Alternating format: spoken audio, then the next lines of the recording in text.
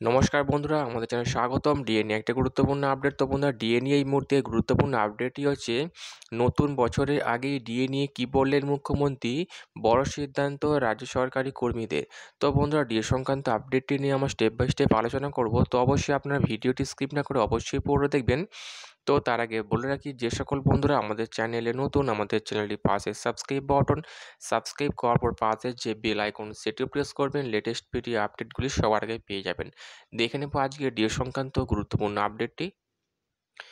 রাজ্য সরকারি কর্মীদের ডিএ নিয়ে অবস্থান বজায় রেখেছে মমতা সরকার। 4% ডিএ বাড়িয়েছিল মমতা সরকার। গত বছর বড়দিনের অনুষ্ঠানের মধ্যেই ডিএর ঘোষণা করেছিলেন মুখ্যমন্ত্রী মমতা বন্দ্যোপাধ্যায়। এবারও তাই কর্মীরা আশা করেছিলেন তিনি বড়দিনেই রাজ্যের কর্মীদের সুখবর দেবেন।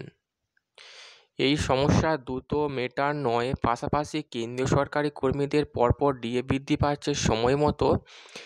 এতে আবারও রাজ্য সরকারি কর্মীরা নিজেদের অবস্থান সম্পর্কে ক্ষুব্ধ হয়ে রাজ্য সরকারকে পরপর নিজেদের প্রাপ্য দাবি মেটানোর চাপ দিচ্ছে।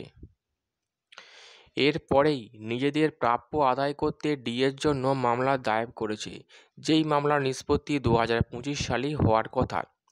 ডিএর বকেয়া না মিললেও বাংলার বাড়ি প্রকল্পের টাকা তিনি বাংলার মানুষের অ্যাকাউন্টে পৌঁছে দিয়েছেন। এখনও পর্যন্ত প্রথম কিস্তির টাকা 12 লক্ষ পরিবার পেয়েছে। প্রায় 16 লক্ষ পরিবারের এই আওতায় রয়েছে।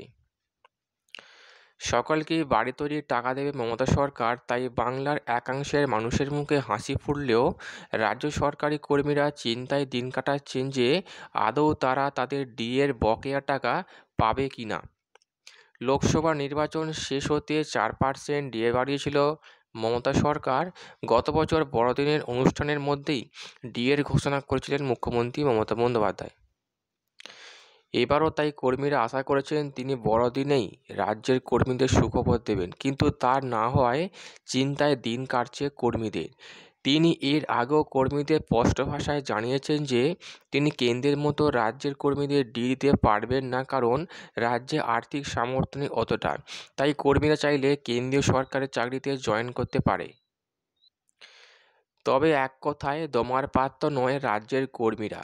তারা এবার নবান্নের সামনে অবস্থান কর্মসূচির জন্য আদালতে অনুমতি চেয়েছে।